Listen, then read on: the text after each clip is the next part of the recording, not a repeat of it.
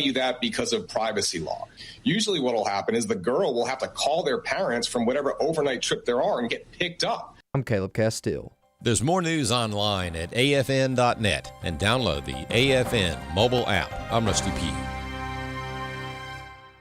The mission of AFA is to inform, equip, and activate individuals and families to strengthen the moral foundations of American culture and give aid to the church here and abroad in its task of fulfilling the Great Commission. AFA upholds the truth that all human beings, including the unborn, are created in the image of God and are worthy of life, liberty, and the pursuit of happiness. Thank you for standing with the American Family Association. Welcome to Today's Issues, offering a Christian response to the issues of the day. Here's your host, Tim Wildmon, President of the American Family Association.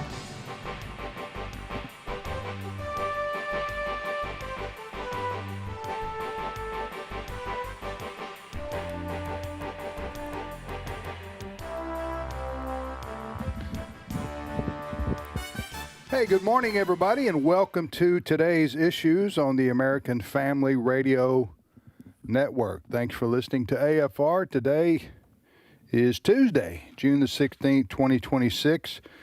I'm Tim Wildman, as the announcer just told you, and Ed Vitagliano's in studio. Good morning, Brother Ed. Good morning, Tim. Fred Jackson. Hello, Tim. You're your brother, too. And we are here to, what are we here to do, Ed? What's our role here? Our role Yes. here at Today's Issues is to bring enlightenment and about it. and encouragement Yes. and hope And hope. to a world without it, simply by talking about what's happening. You know, you've inspired me just with those words here. I want to go 3 hours. I don't think I've got that much enlightenment in me. Hey, before we jump into the news of the day, and there's a plenty. There's a plenty. You, Wesley and Walker, are going to be going to Boston coming up in September, right? That's right. We're going to go park the car in Harvard Yard, walk around, go to a few Dunkin' Donuts. Oh, they got the Dunkin' Donuts. I've been up there. Yeah, that's where it originated. It was the New England area. I can remember my grandparents coming up to visit when we had moved to Nashua, New Hampshire, and they'd come up to visit from the Boston area and bring boxes of Dunkin' Donuts. And I remember the first time Dunkin' Donuts had donut holes. Really? Where you could eat. They brought a bag of those. And for some reason, I just thought that was the coolest thing. Well, I think that is a life memory. Oh, yeah. I think all of us remember when we first discovered donut holes. It's just, it's a time in your life when it's usually a childhood experience. I cherish it. Do you cherish it? I cherish it. No, we're going for something more serious. Okay, so you guys are going for the history tour. Yes. With Stephen McDowell, the Providence Foundation. We did this last year. It's going to be a wonderful time. The reason I bring it up is there's only a few seats left. Yeah. And it's in September. So, you got July, August, 3 months from now. Right. And you guys are going, and it's your as you say, your hometown, your old stomping ground. And so I wanted people to be aware of this. So if they want to look at the itinerary and everything about the tour, where can they go? Well, they go to tours.afa.net. Yeah. Tours.afa.net. It's not the only tour there they can look at, but we're talking about the Boston tour. And you can tell, we're going to be going on the Freedom Trail and, the USS Constitution. There's so much history, Lexington and Concord, so much history in the Boston area. Bunker Hill, yeah. So much that happened there during the Revolutionary War and before and after that. And so Stephen McDowell, I have not been on a tour with him. You have many, many times. He is a walking encyclopedia. Yeah. Timothy Barton's coming on the tour, too, from Wall Builders. Good. Yeah. Good. So and September is a good time of the year to go to the Boston area.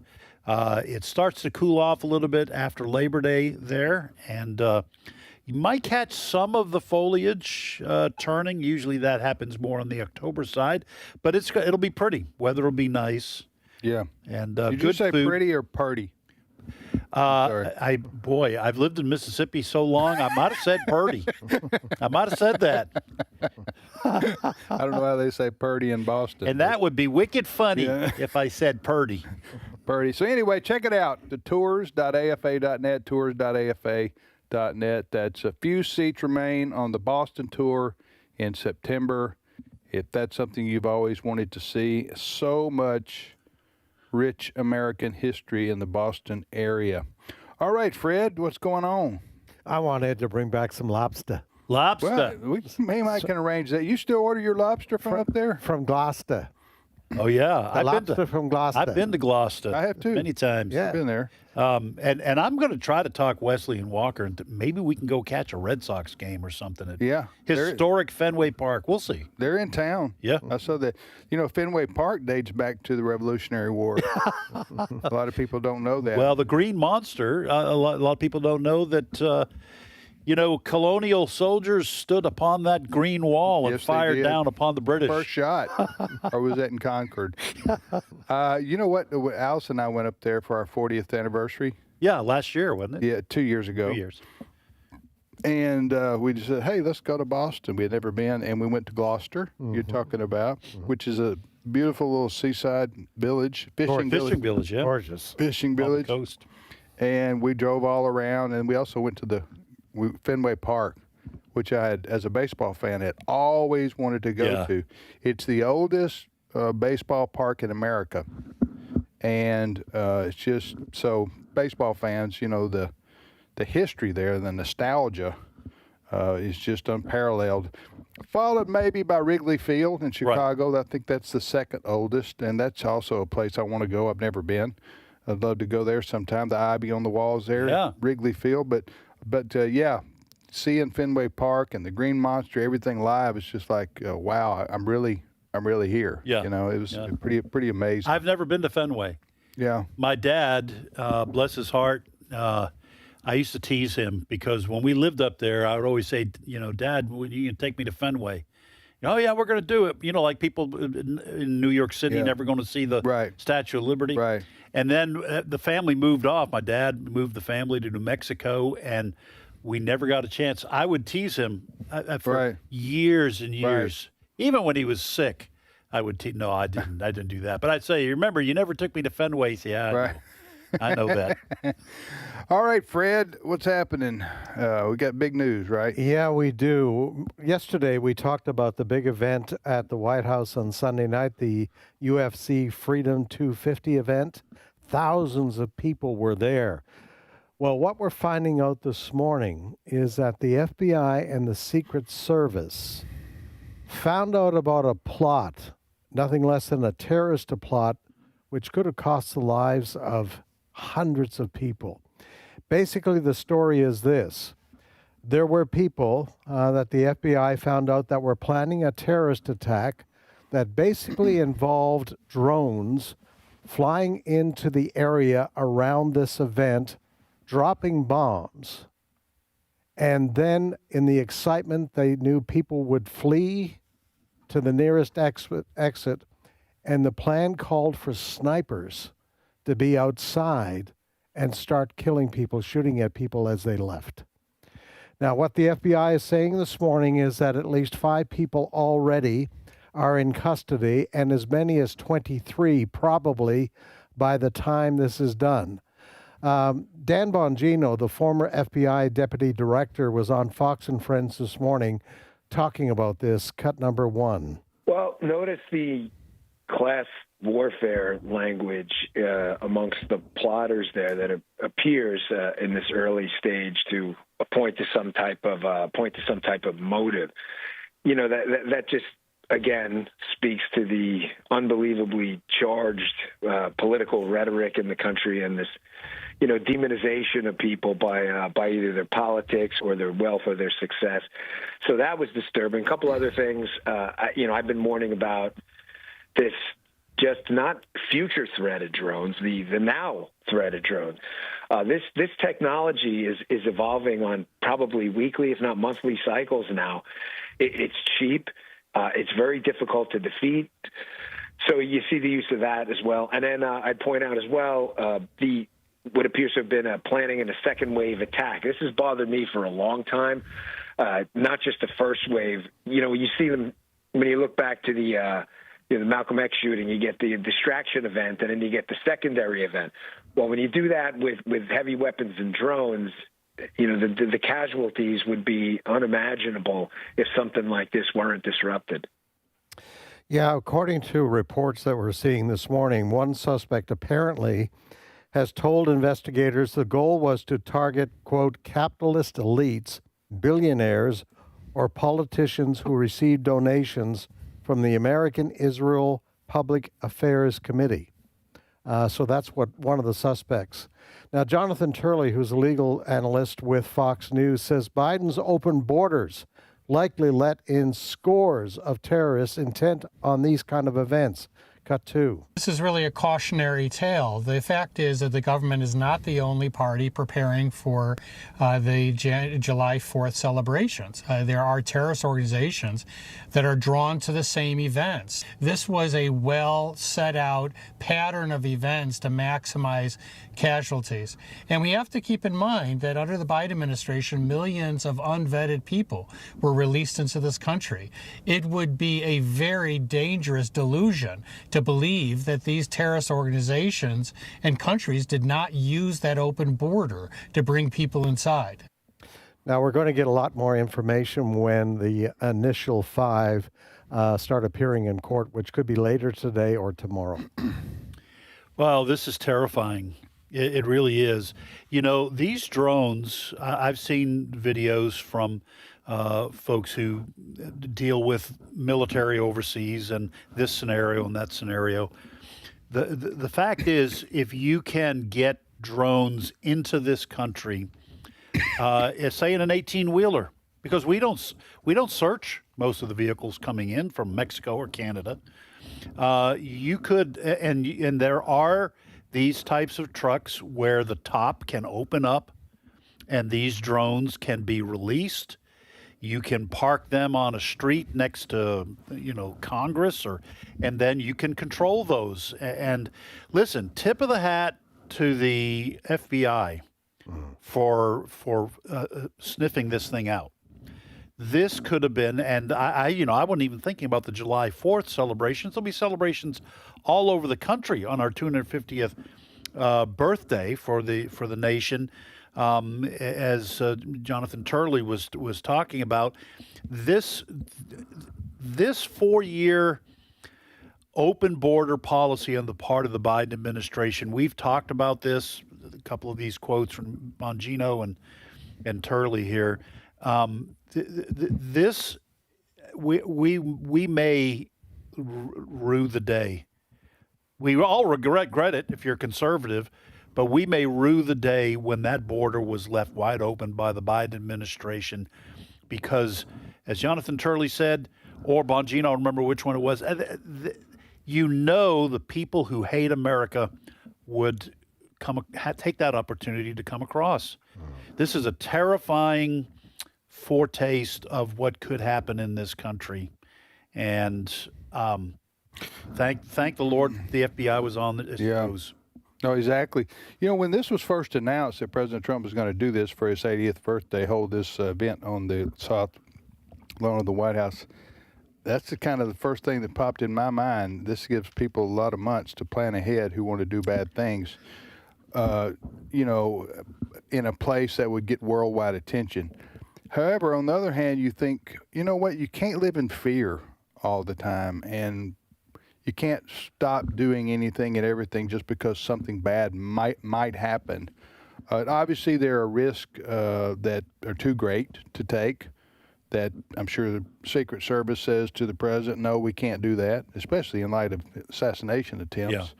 Yeah. But what place is more secure than the White House in the United States? I mean, so I'm just, as you guys are, I'm very relieved to hear that the FBI, thank God for the FBI, doing, they were, I don't know how they learned of this. They have their ways, and then they stopped it from ever occurring. And so we don't have to be reporting today about how many have died attending an event at the White House. What an evil plot, too. I mean, to frighten people with the explosions, the initial explosions, and then have snipers target innocent people as they're fleeing. That's how these professional terrorist organizations work, though. They wait and release a secondary bomb when the first responders come. In Israel, they've done that before in the past. Well, and people and criminals have done that in this country, where they'll phone in a domestic violence report, so that the cops show up and they open fire on the cops. Right. So listen, the fact of the matter is, where there's a will, there's a way. Yeah. And if you want to hurt people and kill people, frequently there are ways to get that done. But this new era we live in of drones is a game changer for good and bad. And we're seeing that's the way that the Ukrainians have been able to fight back against the Russians, is using drones. The way that the Iranians were did I say Iranians? Did I say Russians? Ukrainians, right. The Ukrainians and the Iranians, they were fighting, they were using drones. Remember all the drones they sent over to Israel? Yep. And then they were using drones, in their warfare against the United States forces too, recently. So drones have changed everything, and they say that they're cheap. I don't know what that means exactly. Well, I think it's in comparison to the missiles that are used to shoot them down. You know what? One day soon, I predict there's going to be an invention of some kind of a shield over places, like, you know how you have a invisible wire, I call it a wire, to keep dogs from going in the street? You've heard of this? Sure. What do you call those things? You just talking about the electric fence? Those things. Yeah. They're gonna invent something like that to protect places. They already have. The military already has the various, like EMP devices that could be deployed that would detonate, but it wouldn't be an explosive like we think, but it would send out an EMP, electromagnetic pulse, that would fry a large number of drones coming in. I'm not sure how deployed that is, but like in warfare, you're going to have measure and countermeasure. Right. So we already have in development or maybe deployed anti-drone drones. Have you seen videos? I've seen some videos of soldiers, Russians, I think for the most part, individual soldiers who are out in the field trying to escape a drone. That some guy's sitting in a bunker somewhere, right? And they try shooting it, but you can move those drones so they're very difficult to hit, and then they almost always get their man. But you're going to have measure and countermeasure. The Russians tried to counter the drones that were taking out tanks by putting some sort of a cage on top of it so that the drone would detonate at the cage and not harm the tank. But to your point, it is a game changer because anybody who can get their hands on these relatively cheap drones can do damage against a nation that has far superior technology. You're listening to the radio program Today's Issues on American Family Radio. Tim, Ed, and Fred here. Fred, what's next? Well, the chatter continues with regards to that the Memorandum of Understanding. Lots of talk, but of course the details we're told. Do you understand the memorandum, Fred? Do I understand? You understand the memorandum? Because it's a memorandum of understanding. That's right. Yes. But I haven't seen it. Okay, go ahead. It's a memorandum of understanding between the U.S. and Iran. Yes. The rest of us are on the outside. Yes. Trying to pick up some information. But we're into a high level of speculation. Everybody is talking about it. Now, some details are out there with regards to Iran. One of the things being talked about, Iran gets about $300 billion along the way if they're good boys. They stop developing uranium, et cetera, et cetera. Now, some people are saying, wow, this sounds a little bit like the Barack Obama deal, that, we're going to be sending pallets of cash if the Iranians are good. However, J.D. Vance was on Fox and Friends this morning, And this is what he had to say about this idea that U.S. tax dollars are going to go to Iran. Cut number 4. They never get a dime of American taxpayer money, ever. Full stop, not even close. Okay. What we have said is there's a lot of economic benefit in the United States relieving a lot of sanctions and welcoming them back into the world economy. There's a lot of benefit there, not American money, but there's a lot of economic prosperity that can flow from that. All right, so there you have it. And J.D. Vance was on the negotiating team for this. So he appears to be saying and refuting these reports that we're going to send checks to Iran if they're good, as far as not developing uranium. Now, the other aspect that's being talked about a whole lot is Israel was not at the table for these negotiations. And Prime Minister Netanyahu is in Israel trying to reassure the Israeli people that, okay, this is a deal between Iran and the United States. Israel, he says, will continue and has the right to continue to defend itself against, for instance, Hezbollah, which is buried in Lebanon. And if Hezbollah starts misbehaving again, sending missiles, that Israel will respond. This is what Netanyahu had to say through a translator, cut number 12. We saved the state of Israel from annihilation. But I tell you, citizens of Israel, the struggle is not over. We will have to continue standing guard, continue being strong and determined to defend ourselves as necessary. There is a Middle East expert. Her name is Khanda Ahmed. She is with the Independent Women's Forum. And basically, she said this is bad for the U.S. and it's bad for Israel. Cut number 10. This is really a deal to begin negotiating a deal. It seems that Iran is winning a lot of reprieve. There's no consequences for Iran's actions. There's no limitation on its sponsorship of proxies. For instance, Hezbollah is unscathed, and it seems like the ceasefire is going to include Hezbollah, which is at great expense to the state of Israel. It also is only agreeing to consider arresting its efforts with its uranium, which it already has, to the tune of hundreds of kilograms, very highly enriched. There's no mention of plutonium, which is another route to nuclear weapons, which is a huge omission.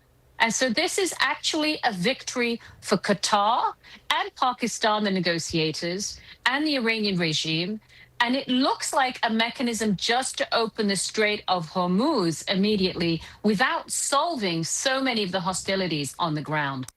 So once again... Who is that now? Do you know? Yes. Her name is Khanda Ahmed. She is with she's the Middle East expert with the Independent Women's Forum.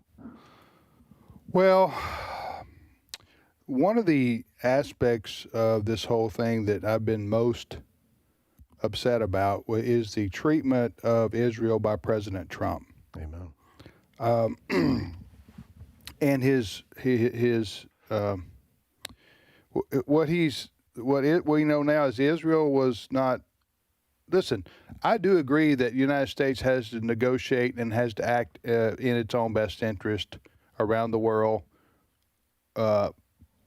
Period. Okay, that has to be first and foremost whoever the president of the United States is. However, with respect to Israel, they've been our number one ally in the world for a long, long time. We've been good friends, and President Trump has had a good relationship with Israel and Benjamin Netanyahu. However, this situation with Iran has caused Trump to be on edge, I guess you could say. I don't know exactly. He's like really, he wants to leave Israel out of the negotiations. On the other, by the same token, I should say, he wants to tell Israel what they can and can't do. You see what I'm saying? So that's what's disappointing. He's also basically called Benjamin Netanyahu an idiot, pretty much, with his obscene language that he's used publicly about Benjamin Netanyahu. And that puts Benjamin Netanyahu in a sort of a predicament because he can't come out and lash back at the President of the United States because Israel does.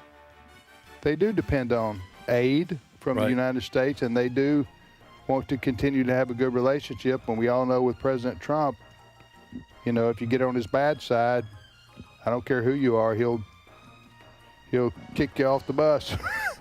Huh? I don't know if he'll throw you under the bus, but he'll kick you he'll kick you out the bus. Anyway, we'll talk with Jenna Ellis when we get back from the break. Stay with us.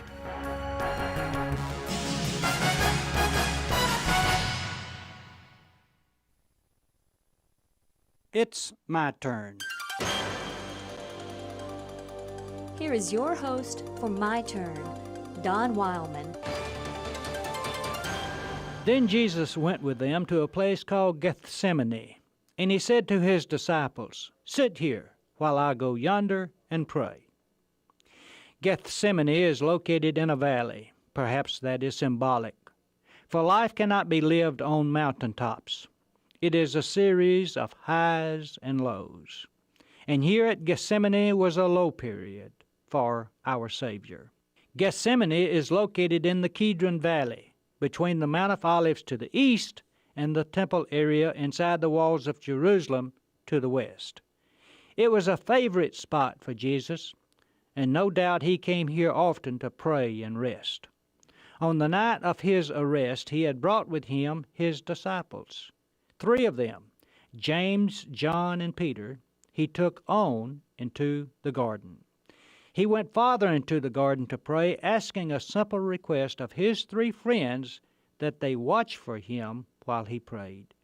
But 3 times he returned to find them sleeping, perhaps because it was late and they were tired, or perhaps because they did not understand the seriousness of the situation.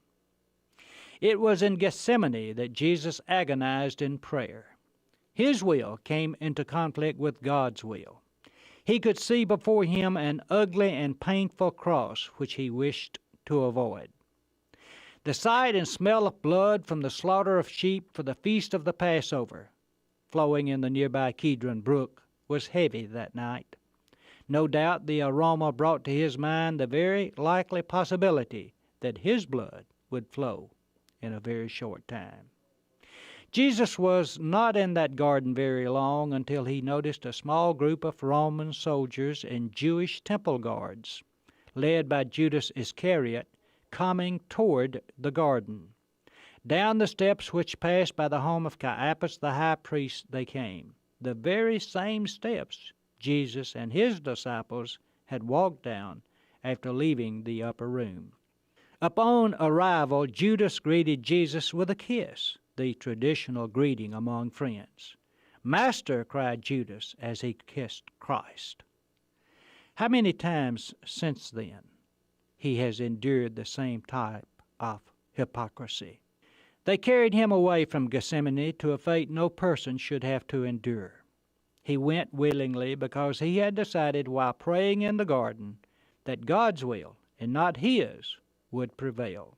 Perhaps as they walked away, he looked up to the Golden Gate across the Kidron and remembered the previous Sunday's events when the crowd cried, "Hosanna!"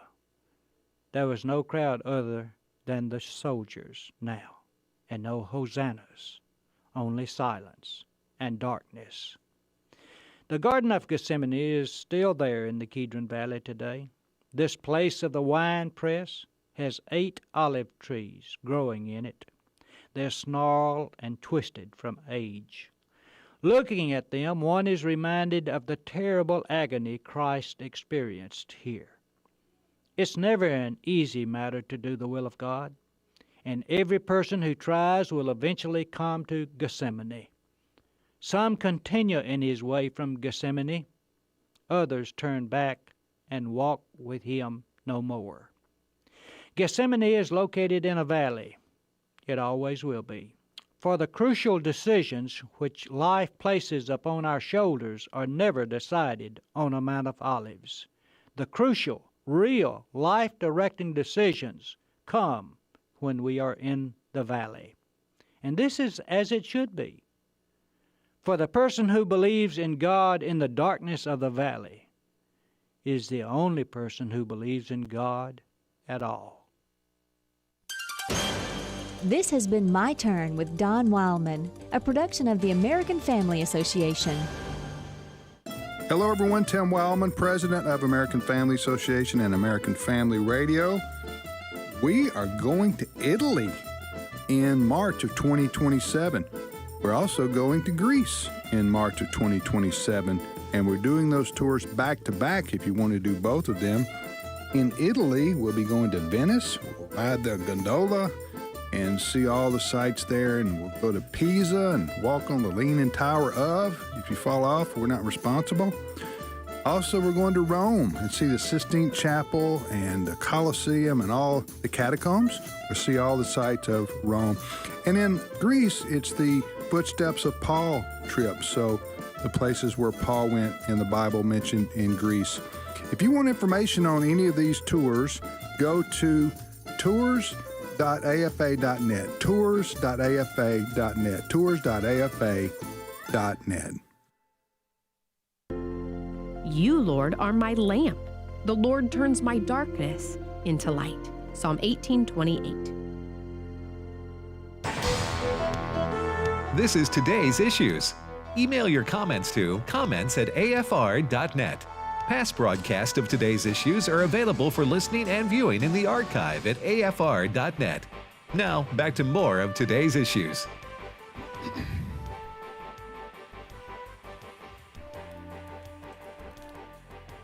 Hey, welcome back, everybody, to Today's Issues on the American Family Radio Network. Thanks for listening to AFR, Tim, Ed, and Fred.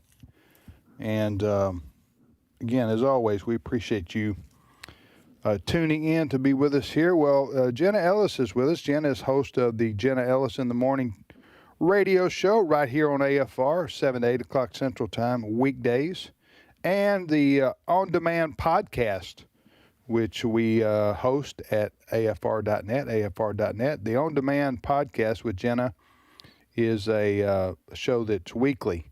So you download her podcast, and she always has great guests on, good topics to be informed about as a Christian in America today. And Jenna joins us from Florida. How you doing, Jenna? Yes, it is really hot in Florida. I was just telling Brent during the break that I'm going to actually be in Colorado next week visiting my parents, and it's 72 there and no humidity, and I'm very excited about it. So yeah. I get to have much better winters here because I don't have to dig my car out of snow, but the summers there are beautiful. That's why snowbirds go south for the winter. Mm-hmm. Right. And then they turn around and go northbound for the summertime to escape, as Jenna said, the heat and the humidity. Jenna, you got an article that appeared in the Christian Post. This is Pride Month, Jenna. Aren't you getting into the spirit? Pride is still one of the 7 deadly sins. So I think it's always so ironic that people are wanting to celebrate one of the most prolific and well-known sins. And it just goes to show that there are so many ways that people who are intent on rejecting God will intentionally and just boldly express that. It's actually not all that ironic, the fact that they have, fallen prey to the kind of sexual immorality we're talking about, then to turn around and celebrate Pride. These things kind of go together. Thinking about Romans chapter 1, where it does talk about homosexuality, but it ends up with this list of all kinds of sins, and it says that not only do they practice it, but they encourage other people to do it, and that seems to be exactly what June Pride Month is all about, applauding others and encouraging them to sin. Yes, and my pastor this past Sunday was preaching out of Romans 8, and of course ties that into Romans 1 and the whole narrative of the Romans road as Paul describes it. And one of the things that he was talking about that I hadn't quite framed this way before, that I thought was really well preached, is that God doesn't send people to hell for their sin. I mean, that's what, when we as Christians object to Pride Month and we say, you need to repent for your sins, all of these things, otherwise, if you don't come into the saving knowledge of Christ, then you will be apart from him for eternity and in a literal place that's called hell or Hades. And when those people say, well, you're just being so mean, and how could a loving God send people to hell? My pastor was saying, no, these people who are so intent on living totally separate from God in this life, why should God say, okay, I'm going to demand that you stay with me forever in the next one? I mean, they send themselves there, and God says, okay, you don't want to live with me and acknowledge me and accept me and acknowledge me as Lord in this life, and then I'm going to give you what you want, which is total separation from him and from everything good in eternity. By the way, we did mention this article that you wrote. The title is Happy Obsessed Pride Month versus the Goodness of God. It did first appear in the Christian Post, but is now available, folks, for you to read at afn.net. afn.net. You can read this article. One of the things you pointed out here, and then Fred, I'll let you speak a little bit. I'm here too, and you're here, and either of you guys can jump in. I just was reminding you. Yeah. You said it's very well written, by the way. Excellent job. But you say in here, I'm just going to read this a little bit, but I think people will appreciate the sentiments, even though I'm reading it. You say the Christian worldview is not hostile to pleasure or hostile to pleasure. In fact, Christianity is the only worldview that can truly explain why pleasure exists at all. God created a world overflowing with beauty and good things to enjoy. He could have made a universe in shades of gray, yet he painted sunsets across the sky.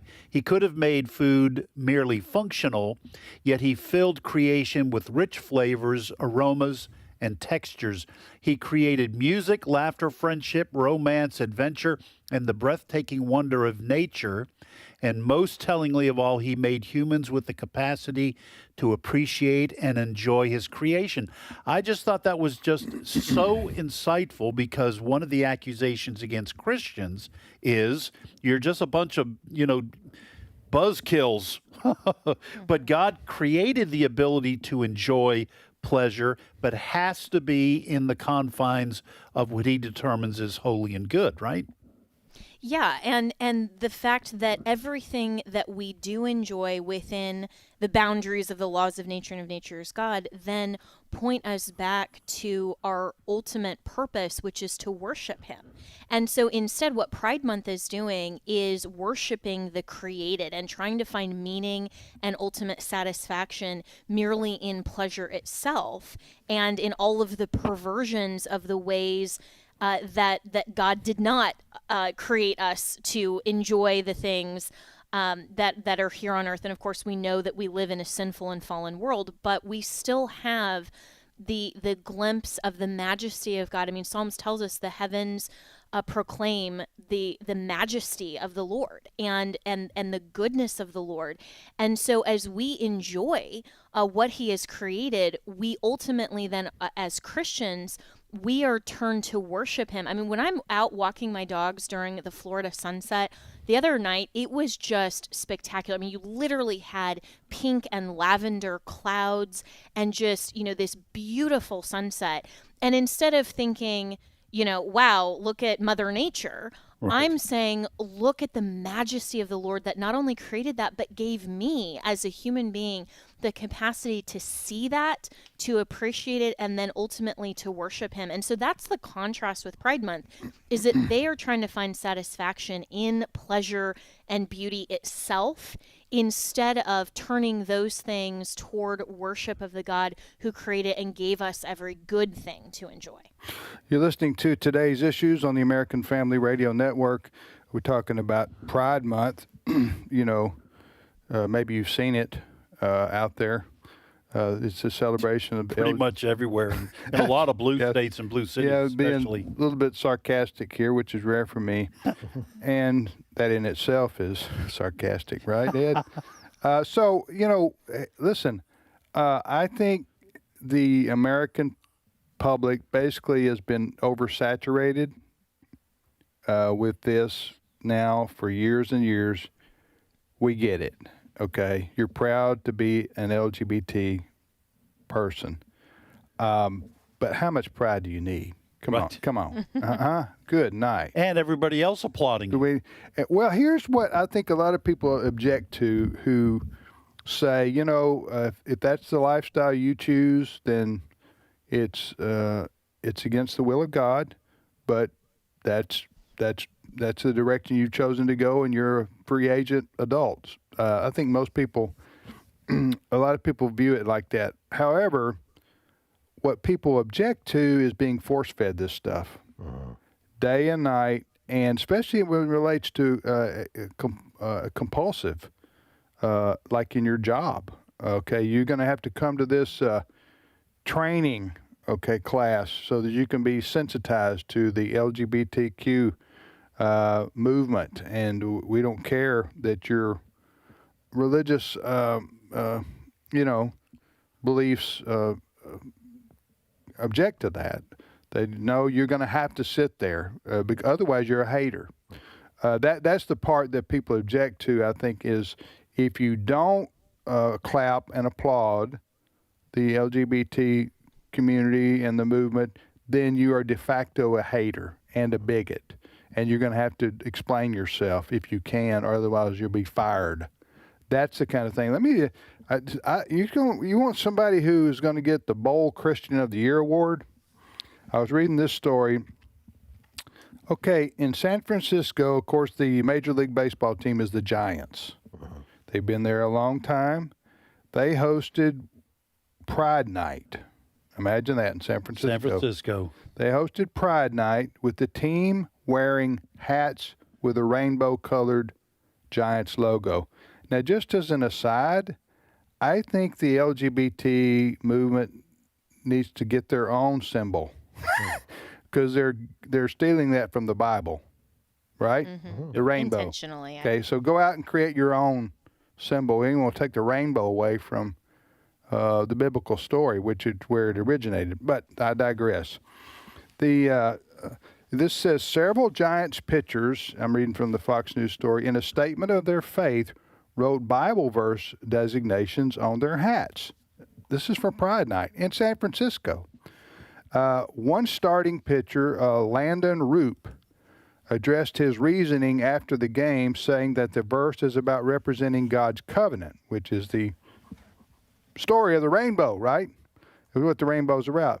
He said, quote, "It's just about God's covenant and a promise that he makes to us that, his faithfulness and his mercy," Roop said to reporters. "That's just kind of something I believe in, and I stand firm in that, and I'm thankful we live in a country where, we have the freedom to believe what we want and express what we want." He went on to say, "There is no hate at all. It's just what I stand for and what I stand in. I believe in God," he added. So there were some other professional baseball players that have done similar things. But Jenna, that's pretty, especially in San Francisco, for a guy to stand up for the Lord in that way. Fred, any comments on this? Just the story you've been talking about. You can also find that at afn.net. Okay, wonderful. Giants starting pitcher honors God's covenant in gay Mecca. So, look for that on afn.net. Gay Mecca. That's kind of funny there. If you know what Islam teaches about homosexuality. And what the importance of Mecca to Islam. Yeah. Yes. Speaking of rainbow, I was just thinking, last Friday evening, we had a storm system that went through our area, and I was just driving in our driveway, and across the whole eastern sky was the most distinct rainbow I have seen in years. Wow. Absolutely incredible. And I got to thinking, this group of people stole that symbol, but what it stands for. And God still reminds us of who he is and what he can do. In fact, it was a double rainbow, which you don't often get to see. Now, what's a double rainbow? 2 arcs. Oh, wow. 2 arcs, yeah. Double means 2.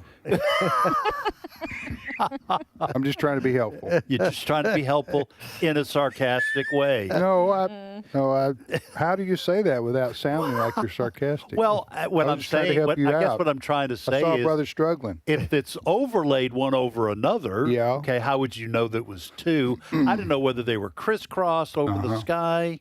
You see what I'm saying? Yeah. You're not buying it. No, sort of. Yeah. I'm just shocked you've never seen a double rainbow. I have not. I've never. Wow. In fact, I'm gonna Google it as we speak. Wow.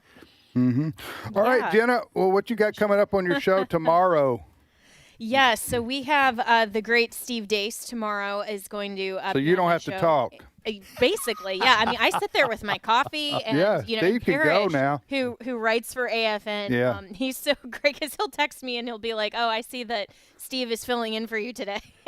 it's great. But one of the topics that we're going to cover, he did an extensive review of this new Spielberg movie, Disclosure Day. Yeah, he did. I read his review. And the basic synopsis, of course, is if alien life exists and people are saying, oh, this would destroy the premise of Christianity. And I've covered this in articles actually at afn.net, which listeners, but I digressed him. But listeners should definitely go to AFN because we cover all of these topics, and the news that you really need to know from a biblical worldview is there. And one of the opinion pieces that I wrote a while ago was talking about how even if some other kind of sentient being is outside of the terrestrial Earth's atmosphere, that doesn't do anything to change the truth of the gospel of Christ that's given specifically to human beings, who are the only creatures in creation that's made in the image of God. And so, we don't have to be concerned that, Spielberg is doing E.T. or Disclosure Day or anything else. So we're going to talk about that. And then also Thursday, I'm very excited, I have the Attorney General of Missouri coming on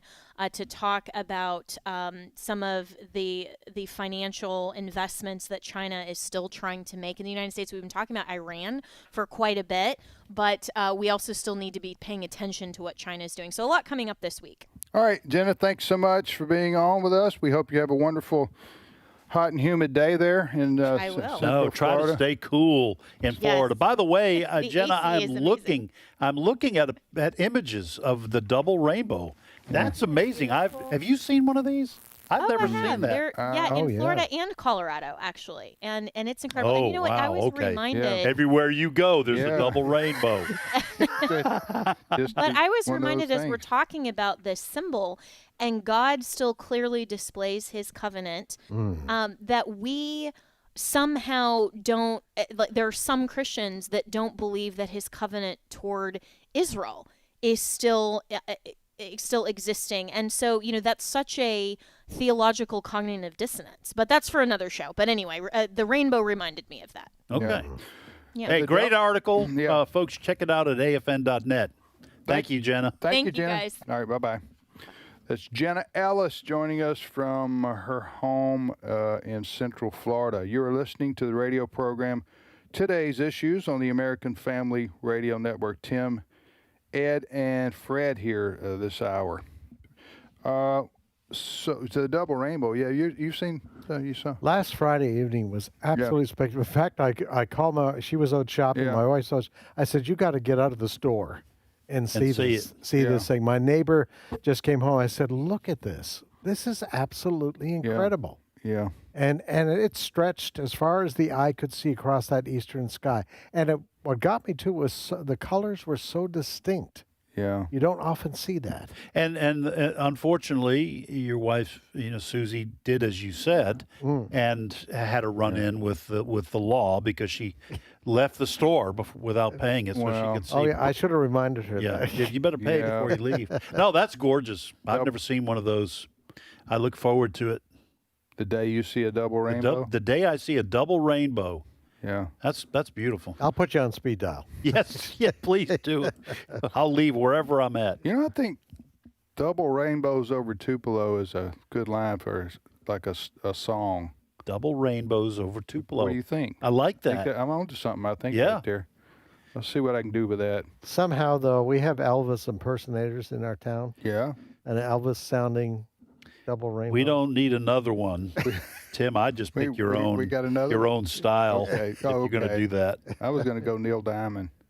Neil Diamond. I was going to be a Neil Diamond impersonator. What do you think? think? Well, go ahead, try it. I don't want to show off right here on live national radio. But I was thinking, maybe when I double rainbows over Tupelo, that's you might have something there. Okay. All right. Fred, go ahead. All right. Sweet Caroline. There's a big question in political circles right now. And it kind of goes like this: how far will they go? And the they is the Democratic Party. There are polls. Tim, you sent out a story overnight. Mm-hmm. Polling within the Democratic Party, and even to a certain extent outside, the people are loving AOC, and they're loving Gavin Newsom, and they want to. There seems to be a race to the left, and we're actually seeing it today. There's a Democrat primary in Washington, D.C. for the mayor's position there, and you've got two people who are racing to the left who want to be the next mayor of Washington, D.C. Byron York, who is a Fox News contributor, was talking about this morning, cut number 15. I think this is something we've seen in some one-party jurisdictions of late. So among Democrats, the fight is between the left and the far left. And what you're seeing now is Janice Lewis-George, whose idea of affordability is more rent control, who advocates taxpayer-paid, quote-free child care, leading in this race to support Mayor Muriel Bowser, who seems kind of centrist in all this. And the candidate who most resembles Mayor Bowser to continue what she has done, Kenyon McDuffie, is actually behind. So we're seeing this kind of fight among Democrats, and that's all it is in the District of Columbia. Where is Marion Barry when you need him? Huh? Where have you gone, Marion Barry? A lonely city turns its eyes to you. It turns its lonely eyes to you. Anyway, searching for a double rainbow. He would be a rabid conservative by today's Democrat Party standards. Well, listen, the further that the Democrats go to the left, I think it hurts them with the middle. Not in a city like Washington, D.C., not in the big cities. They don't know the endless leftward bounds they can go to. I mean, you look at the people in the mayor in Boston and Chicago and Seattle. I mean, these people are way out there to the left. New York. Yeah. And that's where the Democrats are going at the big city level. And I don't know if that would help or hurt. I think it would hurt them, in middle America, especially when it comes to the presidential race. But well, here's something that we have been paying attention to this. I'm just saying, going forward, it's generations now. Maybe 2 generations, 3, I don't know, probably 2. I don't want to over-exaggerate this. But in public schools, increasingly, certainly on colleges and university campuses, you've had leftists, cultural Marxists in charge who have been running down our country for decades, teaching young people that our country's founding were a bunch of racists. Our country is, infected with systemic racism. So you try to destroy confidence in the founding of the nation. And then when you have a period of time like we are currently in, with economic dislocation, with the American dream increasingly appearing to slip away from younger people, where they think, I'm never going to be able to own a home, AI is going to take my job. They become very dissatisfied. You've already told them that what we have is morally bankrupt. You create a scenario in which they are willing to toss out the Constitution, or at least constitutional ideals, to try something new. And I think increasingly that's what's happening. It is starting in our big cities, the blue cities and the blue states. I am not discounting the possibility that this is going to be, I'm not discounting the possibility that Marxism and socialism is not going to become the wave of the future for the Democratic Party. And who knows where that's going to wind up taking us. It's very sad, but I think it was done intentionally by people who were Marxists to begin with, and they said, well, this is a long haul. We're going to erode the foundations of this country. What about a Gavin Newsom AOC ticket? That would be formidable. Yeah. New York. All right, we'll be back momentarily with more of today's issues. Stay with us.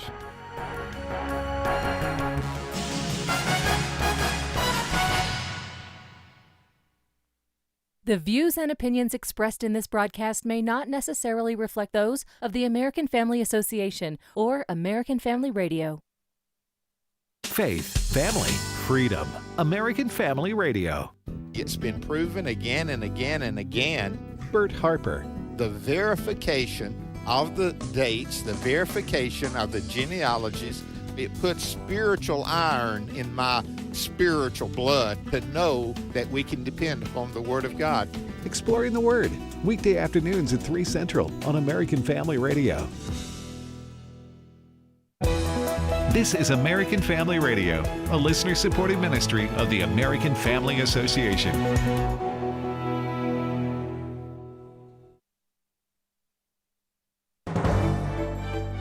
American Family News, I'm Rusty Pugh.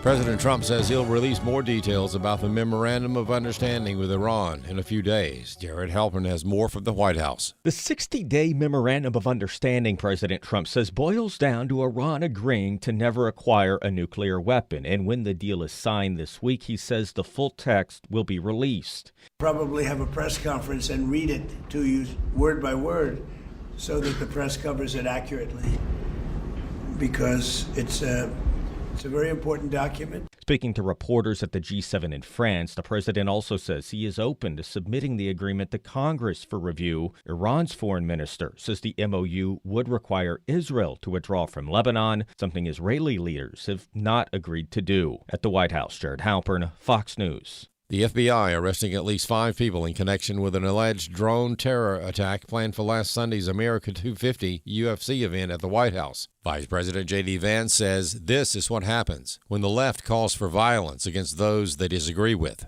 This is very, very dark stuff. This is what happens when people turn the rhetoric up so loud that disagreeing with somebody is a cause for violence. That's the place that we've come to, unfortunately, with too much of our political rhetoric. We got to tell everybody to tone it down. Officials say the plan involved drones equipped with explosive devices designed to cause a mass evacuation at the event. A Tampa police officer is now in jail himself, charged with luring an underage boy for immoral purposes. Police officers in Tampa were forced to arrest one of their own Monday after discovering he allegedly found a 16-year-old boy on an adult dating app, sent him money, conducted discussions of a sexual nature, sent explicit photos, and tried to arrange the purchase of drugs for the teen via a third party. The officer, 31-year-old Jonathan Darling, has since been relieved of duty and sent to jail. He's been with the department since 2019. Tampa police were alerted to his online activities by the National Center for Missing and Exploited Children. In Miami, Eben Brown, Fox News. Some new Canadian citizens are being asked to hand back their certificates. Lillian Wu explains. Their Canadian citizenship applications have already been approved, and some even have passports and social insurance numbers ahead of an anticipated relocation. But now the Canadian government is tapping the brakes on those plans with renewed scrutiny, telling some of those already green-lighted under Canada's expanded citizenship laws that their claims are under review and that they'll need to surrender their citizenship certificates while their application files are re-examined. The recent amendment to the country's Citizenship Act lifts the previous limit that only allowed citizenship to be passed to one generation born outside Canada for those meeting certain criteria. And finally, a lawsuit in Washington state challenges officials for letting boys into girl sports. A 15-year-old female wrestler was forced to compete against a young boy who claims he is a girl. The girl is suing because she said she was sexually assaulted. Dr. David Clausen, director of the Center for Biblical Worldview at FRC, made these comments on Washington Watch. watch. And there's video of this. Actually, the wrestler's mother was filming, just there in support of her daughter, and is filming what's going on. And there's a moment, and it's really hard to watch, actually. There's a moment when the girl is being pinned, and you can look at her facial expression. You can tell something is happening that shouldn't be happening. Right. And according to the lawsuit that's now been filed, is that this biological male who's identifying as a girl actually sexually assaulted her in the middle of this match. Clausen said it is a great example of two worldviews clashing. And as Christians, we believe that there is male and female. The gender ideology revolution that says this is perfectly fine, there's nothing to see here. Well, again, a worldview that dispenses with what everyone for all of recorded human history would have seen as objective realities and markers of biological truth. When you dispense with that, you're left with situations where vulnerable people, in this case, a 16-year-old girl, is abused. I'm Robert Thornton. There's more online at afn.net. I'm Rusty Pugh. If we lose this cultural war, we're going to have a hedonistic, humanistic society. Discover the story of the culture warrior Don Wildmon and how he went head-to-head with Hollywood, Playboy, the homosexual agenda, and the Disney empire. The movement Don started paved the way for Christians to boldly stand for truth and righteousness in a hostile culture. Watch Culture Warrior today for free. Visit culturewarrior.movie. Today's Issues continues on AFR with your host, Tim Wildmon, president of the American Family Association.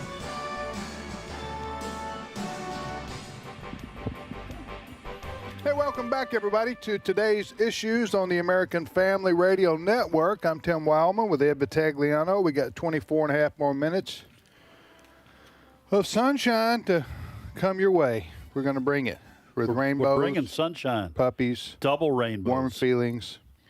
I'd like to teach the world to sing. I really would. Steve Jordahl can sing. I can, Steve yeah. Paisley Jordahl, good morning, brother. Hey, I think we're going to have to wait a minute or two before we get to the rainbows. Oh, okay. Well, we did talk about double rainbows last time. Oh, yeah, I heard a little bit about that. Ed showed me a picture of one. I don't know if I've seen one. You think you'd remember it? You've seen them? Yeah, I have. Your shirt's one.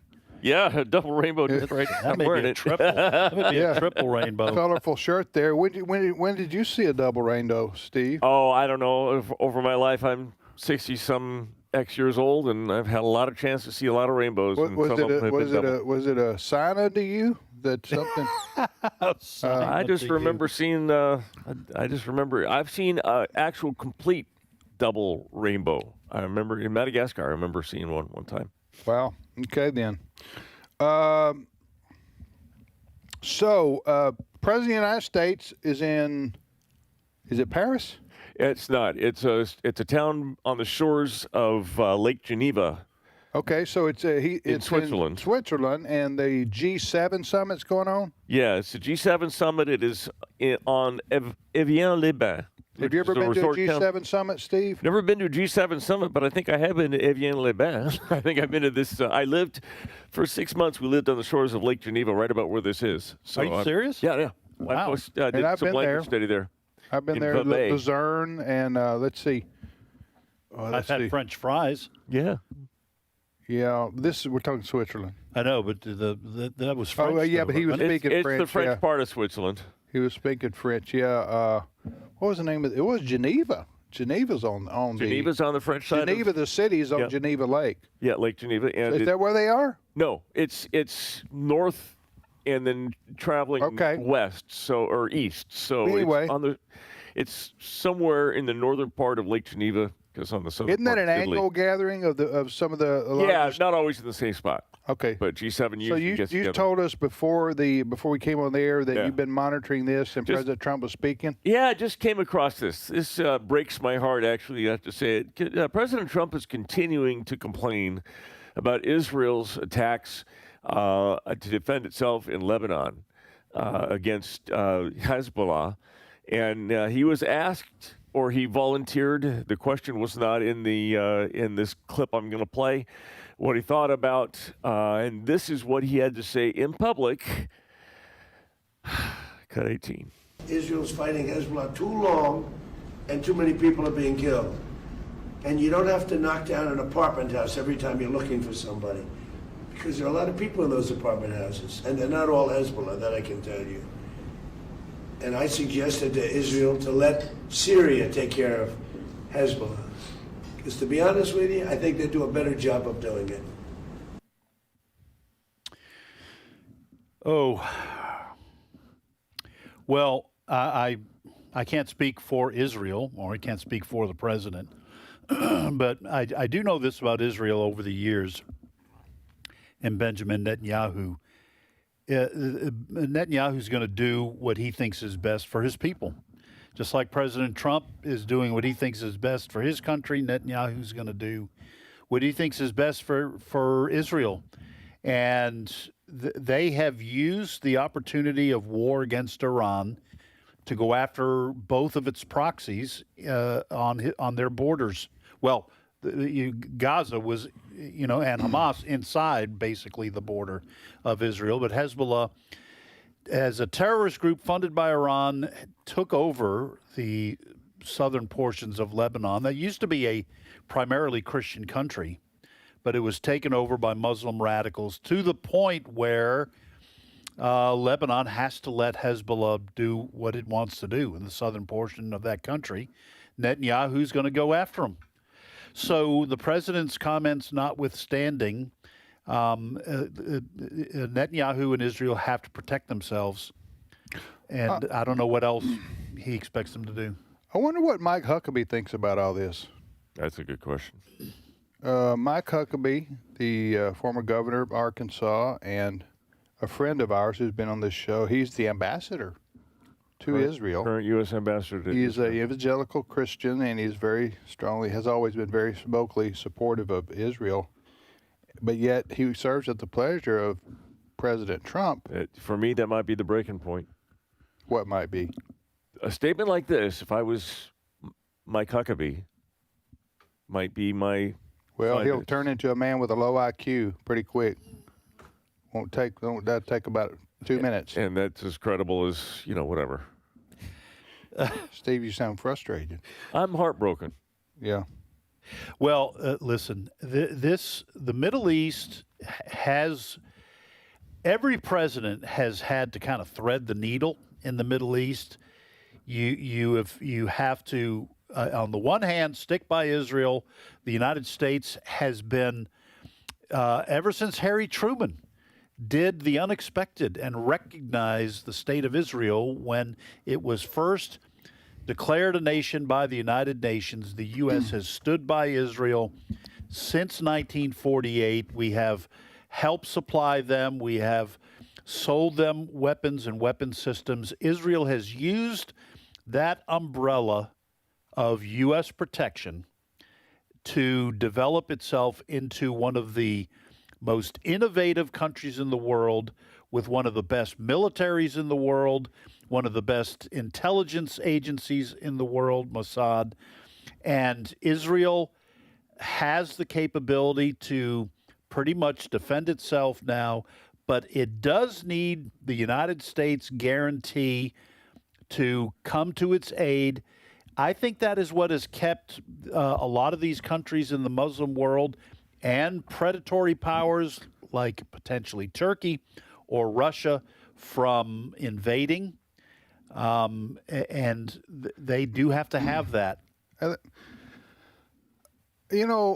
I've traveled to Israel, I guess, 30 times over my life, something like that. And have developed a lot of friendships with Jews, Christians, and Arabs. Christians is not a ethnicity, it's a religion, but the Jewish people, ethnic, the Arab people, ethnic. They live in Israel, and about 20% of the population is Arab. Listen, Israel is a small country in the middle of the Muslim world. It's the only Jewish state in the world. And here's the thing. They have to have overwhelming military might. They have to defeat their enemies around them. if they don't, they will die. They will be massacred, slaughtered, driven into the sea. Okay? So when you have overwhelming military might and you're going against guerrilla warfare, or terrorist organizations that are not formal armies of a nation state, like Hezbollah, which is a terrorist group, Hamas, a terrorist group. Hamas is in Gaza. Hezbollah is on the north side, northern border of Israel. Here's what I object to in analyzing this, and I'm not an Israel right or wrong person. They can make mistakes too, and they're human. But when you are attacked, if Israel weren't attacked, Israel would live in peace with its neighbors. We've seen that. I've mentioned that. Egypt, Jordan, Syria, Lebanon, Saudi Arabia, Lebanon, the government, Saudi Arabia. Israel's even President Trump and his administration even pushed the Abraham Accords, which is a wonderful thing, building relations between Arab countries and Israel. Yeah. But here's the problem: when Israel's attacked, they knock your teeth out. Okay? Well, it looks bad to a lot of the world when Israel uses overwhelming might to crush the enemy. The people, then they say, as Trump did right there, oh, well, they're firing into an apartment building. Well, do you really think that Israel would fire into an apartment building to kill innocent people because they want war to continue?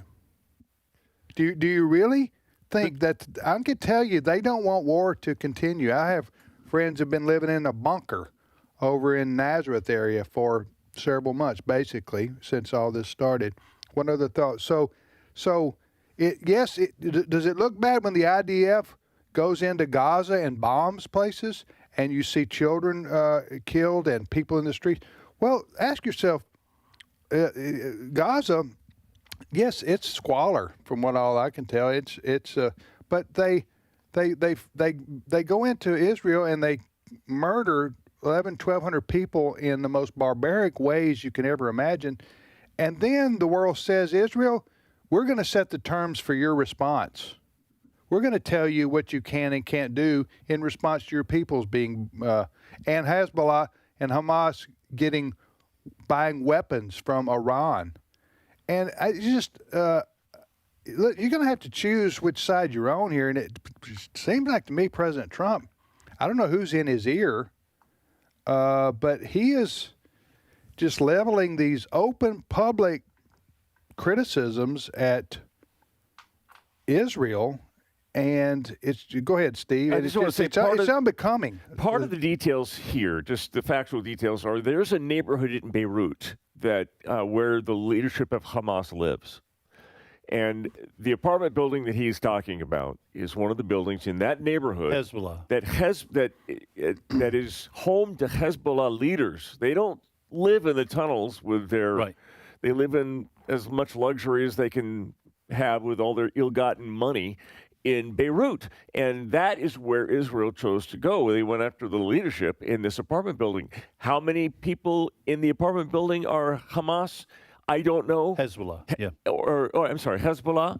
I don't know. But I do know this, that in the prosecution of the war in Gaza, Israel had the lowest civilian, as far as urban combat, the lowest civilian kill ratio in the history of warfare, because they were so careful. They, time after time after time again, would send IDF soldiers in to dangerous places with numbers of them getting killed because they didn't want to hurt civilians. They tried to minimize the number of civilians. And you have your enemy hiding within the civilian population. Inside the schools, inside the hospitals. Right, that's where they put their arms. Right, under the mosque. Let me do one last quick comment. This is going to spell the end of President Trump's broad support among evangelicals. There's already a poll that's in the Christian Post today. About half of evangelical Christians think Trump's Iran and immigration policies are not in line with Christianity. I happen to think it must be a push poll to a certain degree. It is a Reuters poll that says some 54% of evangelicals in the June 3rd to 8th survey said Trump's use of the military in Iran was not in line with their understanding of Christianity. That's the push poll thing to me. I think most evangelicals don't have a problem using military against Israel's enemies. Well, he said right there that Syria could do a better job. Syria? I'm going, seriously? Syria could do a better job of dealing with Hezbollah than Israel. Well, let me just remind our listeners a little bit of history. Yeah. In terms of the prosecution of a war, that Allies firebombed Dresden, Germany, turned that city into one big campfire. And the United States nuked 2 Japanese cities to end that part of the war. Now, I'm not criticizing the U.S. or the Allies for that. Now, there's a whole debate over that.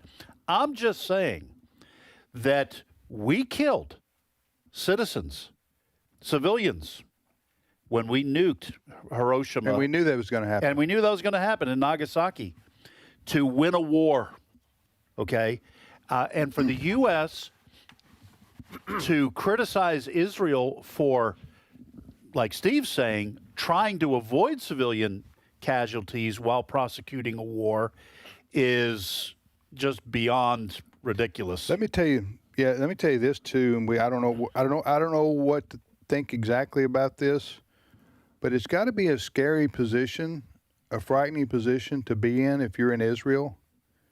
You're a citizen, and even you're Benjamin Netanyahu, the prime minister, and their leaders there, thinking the one true friend in the world we've always had has been the United States. Now, Great Britain's been pretty supportive of Israel too, and now the whole world's turning against us. I don't think President Trump has. I do want to kind of walk back a little bit. Let me just say this. Yeah. That would be the sentiment you would be feeling if you're in Israel. I'm not saying Trump has turned altogether against Israel. Right. I'm just saying that is the sentiment that you would be experiencing broadly in Israel, I think. Go ahead. And for good reason you'd be feeling that, because President Trump has been very critical of Netanyahu, including cursing what Benjamin Netanyahu is doing. I think President Trump's trying to put pressure on Netanyahu and Israel to stop so we can get this deal signed. I don't think that the United States would turn against Israel at this point. I think there's far too much support in this country for Israel, and certainly amongst the Republican Party and evangelicals. But what the president said that Steve shared, and what he has said in prior days and weeks, I'd say I would absolutely agree, Tim, that would send a shiver up the spines of the Jews in Israel, because you don't want to take on the whole world if you're Israel just to keep yourself from being massacred. Yeah. Biblically speaking, we know God's not going to allow that. But it was allowed in the Holocaust. I'm just saying in terms of what the Scripture says. Ed, do we also know that from Scripture that at some point the whole world will turn against Israel, including the U.S.? You get into eschatology here? I'm asking that because my biggest source of authority Ed right now is the Left Behind books. Ed defers to me, and I defer to Fred. That's how this works on the show here. I defer to the Left Behind books. Okay. So that's the least. All right, I don't want to open up this can of worms for 7 minutes on this show. No, I'm just gonna say something, and I suggest we leave this topic, even though I'm the one who brought it up. Okay. God's promises to the Jews and to the people of Israel certainly imply that a nation of Israel will exist. If we have 1,000 years to go before the end, is it possible that this current nation of Israel could cease to exist and God could reconstitute it in the future? I suppose that's possible. However, it seems to me that in looking at the history of how Israel as a nation was reconstituted, that appears to me, my opinion, to be a divine act. And if that is true, I think God has promised to preserve that nation of Israel in the face of overwhelming odds. I would say no, the whole world does not necessarily turn against Israel in terms of prophecy, but certainly the nations around it, in the Middle East, Turkey, maybe Russia, depending on your eschatology, certainly Iran, okay? Those nations appear to be pictured in prophetic scriptures as turning against the nation of Israel, while other nations may simply give lip service to defending Israel. That's my understanding of it. I know there are people from every eschatological stripe listening, who are going, no, you got it wrong. No, you got it wrong. That's my personal take on it. So I want to be on the side of standing with Israel when that day comes, and I certainly hope and pray that America will. How's that? That's 2 minutes. I think that was a good answer. I agree with that. Did I slip the noose? I think you did. I think you did. I think. Can we get to some rainbows? Go. Puppies? Let's go. I'm all for rainbows at this point. Well, we listen, bottom line is we do need to pray for, and I'm serious about this, pray for President Trump and for Benjamin Netanyahu and the people of Israel, Arab, Jew, and all the others, because it's a time when they're it's a very, I don't know what word to use, volatile. Hey, listen, there are Christians in Lebanon that we need to be praying for as well, and Christians in some of these other Syria countries. In Syria, a lot of Christians in that part of the world still. So we do need to pray. There's a lot of confusion about what should be done in that part of the world, as there always is, and we need to seek the face of God and pray for the peace of Jerusalem. But we just don't need the President of the United States openly being hostile to Israel. I can't think of anything scarier than that. That's my Israelis. If somebody could listen if President Trump would listen to somebody about that. Maybe it's Mike Huckabee. Maybe it would be Mike Huckabee, although, well, we'll see. All right, go ahead, Steve. Let's get to rainbows and puppies. Yeah. Well, the World Cup is underway. The soccer teams from around the world. Don't tell me, because I got 3 games taped. Okay, I don't want to know the I don't want to know the scores. Okay.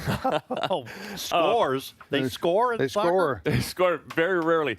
There was something I'm going to send to you, Ed. It's what would happen if the Babylon Bee took a turn at how to make soccer more interesting. Among them, guerrilla goalies. So I'll send that to you later. All right. But one of the things that's been kind of fun to watch on social media is because every one of these teams comes over with their fans. And there are now, for example, England has a team in the World Cup, and they've been in Kansas City. And there's several teams in Texas, in the Dallas area, that are playing. And when all these foreign fans, mostly from Europe, are commenting, come and they see the U.S. for the first time, and for example, taste Texas barbecue for the first time or walk into a Buc-ee's for the first time, they are gobsmacked. They are floored. They have no idea what to do with what they're seeing. Listen to Cut 17. I just had Texas barbecue for the first time in my life. Poof. Better than any moment in my life. And I am married and have 2 kids. Okay, you got to check this out. There is people walking everywhere. There are women walking alone with fancy handbags, jewelry on, glasses on. They're not being harassed, nothing. Then, right here, you've got a park. Not a speck of litter, beautiful flowers, clean and tidy. You've got squirrels that haven't been eaten by savages. This is what it feels like to live in a first world country. Cheers. Cheers. Oh my gosh. Wait, what? A couple of Brits tasting ribs. Succulent meat with the most beautiful glaze. Can you see how cleanly that's come off the bone? I'm sorry, I completely lost for words. Everything in the US simply beats anything I've ever experienced anywhere in the world. God bless America. This place is awesome. You can't make this up. This is too wonderful. All glory goes to God for preserving this wonderful country. Amen. Which one of those were they in, Buc-ee's? I saw that one. Yeah, there was one. Buc-ee's. They was talking about the aggressive guy with a knife that says, "Brisket on the board." You know what? What's common to all these videos, and I have been watching a lot of them, what's common is they almost always say, I was told one thing in Europe about America, and I don't see that. Yeah. And they are just, like he said, I don't know what gobsmacked means. I kind of get the idea, but they are very impressed with the people and the living conditions and standards, the freedom that they have here. And that last guy is exactly right. God, please preserve this nation. All right. Thanks for joining us, everybody. Have a great afternoon. Keep listening to AFR.